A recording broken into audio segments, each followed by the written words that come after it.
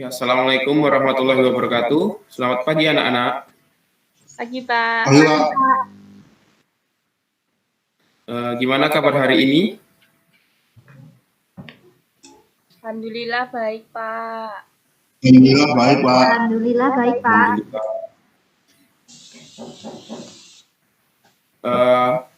Di pertemuan hari ini ada yang nggak masuk? Coba, ini saya kirim link presensinya terlebih dahulu. Silahkan diisi ya, nanti ada 2 presensi, di awal dan di akhir. Oke, hari ini akan kita lanjutkan. Saya share screen terlebih dahulu.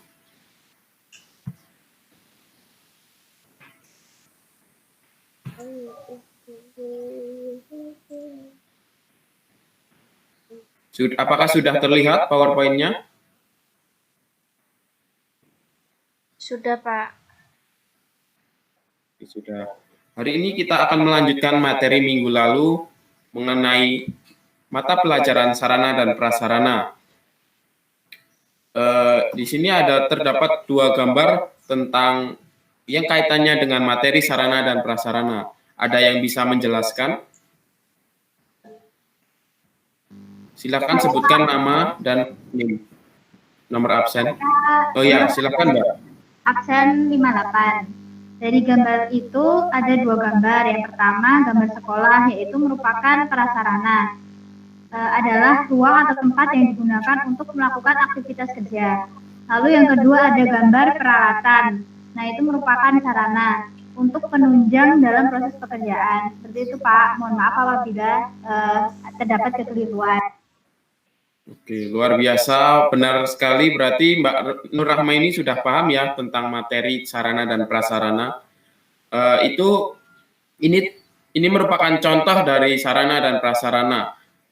Gambar sekolah ini sebagai tempat atau ruangan dalam penunjang pelaksanaan kegiatan, dan yang di sebelahnya ini terdapat peralatan-peralatan penunjang sebagai aktivitas dalam proses melakukan pekerjaan. Saya lanjutkan, hari ini kita akan membahas 2 materi, yang pertama tentang fungsi dan yang kedua tentang ruang lingkup. Fungsi yang pertama ini terdapat, yaitu yang pertama mempercepat proses pekerjaan. Di sini digambarkan dengan suasana di dalam gedung ruang atau di dalam perkantoran. Di dalam perkantoran terdapat sarana dan prasarana yang memadai, sehingga para karyawan dapat melaksanakan pekerjaan dengan baik, sehingga menghasilkan sesuatu hasil yang sesuai yang telah diharapkan. Jadi, di dalam sebuah kantor ini, ketika kita diberikan fasilitas sarana dan prasarana yang memadai, dapat mempercepat proses pekerjaan. Kita lanjutkan ke fungsi yang kedua, yaitu meningkatkan produktivitas barang atau jasa. Mas Septa, bisa dengar suara saya? Iya, Pak, bisa, Pak. Oke. Ini kira-kira gambar apa ya, Mas? Menurut saya itu ada mesin-mesin itu. Menurut saya itu gambar pabrik, Pak. Apakah benar itu gambar pabrik, Pak? Ya. Ya, benar sekali, Mas. Ini gambar pabrik. Nah, kaitannya dengan fungsi meningkatkan produktivitas barang dan jasa. Dalam suatu pabrik biasanya memproduksi suatu barang atau jasa yang dibutuhkan oleh konsumen. Di dalam suatu pabrik tersebut terdapat fasilitas-fasilitas penunjang dalam menyelesaikan produksi, sehingga ketika fasilitas-fasilitas tersebut lengkap dan sesuai dengan proses produksi, harapannya dapat meningkatkan produktivitas barang dan jasa. Berikut ini langsung lanjut ke fungsi yang ketiga, yaitu hasil yang berkualitas. Di dalam proses pembelajaran, di dalam suatu ruangan kelas, terdapat interaksi pembelajaran antara dosen dengan mahasiswa maupun dengan antara guru dengan siswa. Di dalam interaksi tersebut, dosen atau guru menggunakan media atau alat yang memudahkan dalam penyampaian materi. Seperti yang ada di gambar ini, terdapat LCD dan proyektor.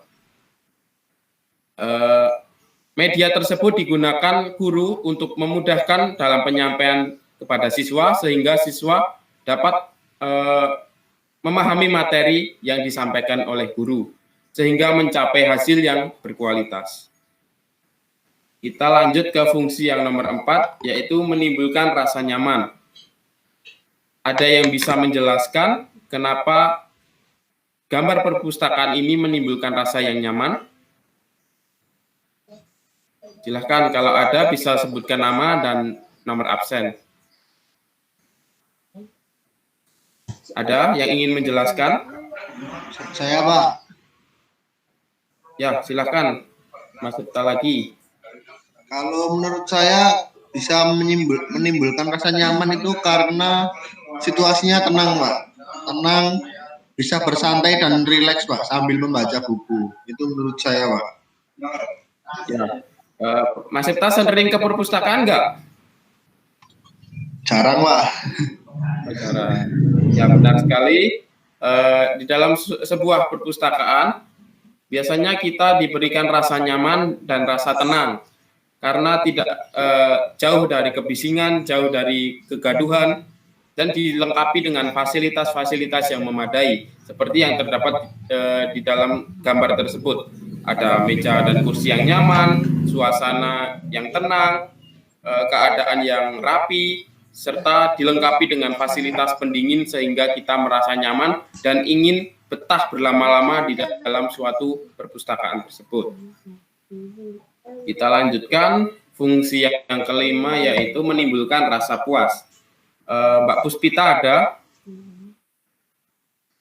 Ada, Pak. Halo. Oke. Ini gambar apa, Mbak Pus? Gambar ruang bioskop, Pak. Ruangan di dalam bioskop. Oke.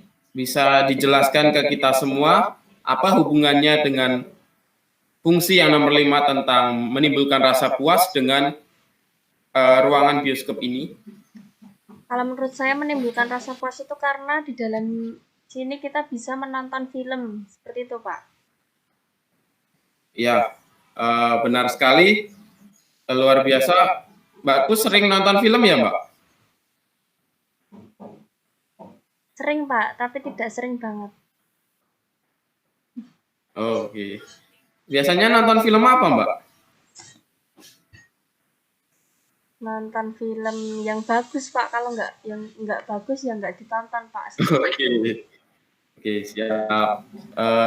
Di sini kaitannya dengan menimbulkan rasa puas. Ketika kita merencanakan pergi ke bioskop, biasanya kita menginginkan sebuah fasilitas yang kita harapkan, seperti film yang bagus yang dikatakan Mbak Pus tadi, terus ada fasilitas kursi yang empuk, kursi berlengan, layar yang sesuai dengan yang telah distandarkan, terus pencahayaan yang sesuai, terus ada pendingin, ruang AC, dan lain sebagainya. Sehingga kita merasa mendapatkan fasilitas yang sesuai dengan apa yang kita harapkan dan merasa puas, sehingga kita kembali lagi untuk menonton film. Oke, selanjutnya akan kita bahas tentang ruang lingkup, sarana dan prasarana. Yang pertama, contohkan seperti alat-alat penunjang, yaitu ada buku tulis, ballpoint, pensil, penggaris, penghapus, dan lain sebagainya. Yang ruang lingkup kedua yaitu ada mesin-mesin kantor, seperti mesin fotokopi, printer, scanner, dan lain sebagainya. Untuk ruang lingkup yang ketiga, mesin komunikasi, biasanya digunakan untuk interaksi tidak langsung, baik di internal perusahaan maupun eksternal perusahaan, yaitu berupa pesawat telepon. dan atau faksimil. Untuk ruang lingkup yang keempat yaitu perabot kantor. Biasanya berupa meja, kursi, laci, rak, dan lain sebagainya. Selanjutnya ada ruang lingkup interior kantor. Berupa alat-alat atau peralatan yang digunakan sebagai penunjang meningkatkan suasana nyaman di dalam kantor. Biasanya terdapat vas bunga di atas meja, ada gambar-gambar atau foto yang ditempel yang digunakan sebagai motivasi dalam melaksanakan pekerjaan sehingga menjadi semangat dan antusias. Dan yang terakhir ini ada tata ruang kantor. Ketika kita mendapati tata ruang yang sesuai dengan apa yang kita harapkan, maka saat melaksanakan pekerjaan kita menjadi semangat dan antusias. Mungkin itu saja. Sampai di sini ada yang ingin ditanyakan? Silakan sebutkan nama dan nomor absen sebagai nilai keaktifan.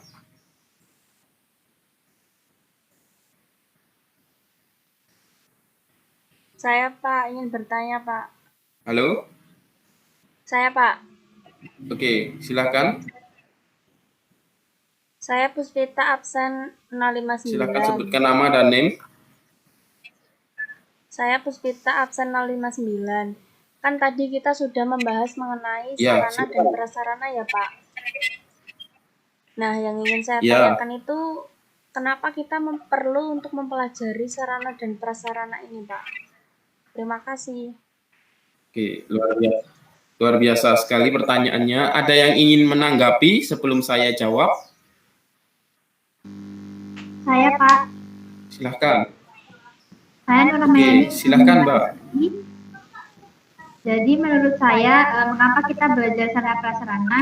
Karena sarana prasarana itu penting Pak untuk menunjang aktivitas kerja.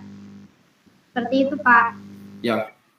Oke, terima kasih Mbak Nur dan atas pertanyaan dari Mbak Puspita. Sebelumnya ada umpan balik dari Mbak Pus. Tidak ada Pak. Oke. Benar sekali yang dikatakan Mbak Nur tadi, sarana dan prasarana memberikan kemudahan kita dalam melaksanakan aktivitas baik pekerjaan di kantor, di sekolah, saat melakukan kegiatan-kegiatan lainnya. Itu saja. Ini ada kesimpulan, ada yang bisa memberikan kesimpulan terkait materi kita hari ini. Saya Pak, saya mencoba memberikan kesimpulan. Oke, silakan Mas Septa. Kesimpulannya itu yang pertama adalah sarana prasarana memiliki fungsi, yaitu memiliki 5 fungsi Pak. Fungsi pertama yaitu mempercepat proses pekerjaan. Yang kedua meningkatkan produktivitas barang dan jasa. Dan ketiga hasil yang berkualitas. Keempat menimbulkan rasa nyaman. 5 menimbulkan rasa puas. Dan yang ruang lingkup itu adalah peralatan perlengkapan, mesin kantor, mesin komunikasi, perabot, tata ruang, dan lain-lain. Itu Pak. Luar biasa, berarti kalian semua memperhatikan ya pembelajaran hari ini. Terima kasih untuk semuanya. Ini langsung ada penugasan. Silakan buat 5 soal lengkap, dikerjakan di Word, kirim ke email saya. Maksimal besok ya, besok jam 23.59 malam ya. Mungkin itu saja yang dapat saya sampaikan. Kurang lebihnya saya mohon maaf. Minggu depan kita akan adakan evaluasi ulangan harian ya. Materinya tentang sarana dan prasarana mulai dari pengertian sampai ruang lingkup ini tadi. Selalu jaga kesehatan, cuci tangan pakai sabun, pakai masker, dan jangan lupa jaga jarak. Semoga kita kedepannya bisa dipertemukan secara offline. Silahkan kamera terlebih dahulu kita akan foto bersama. Ya. 1, 2.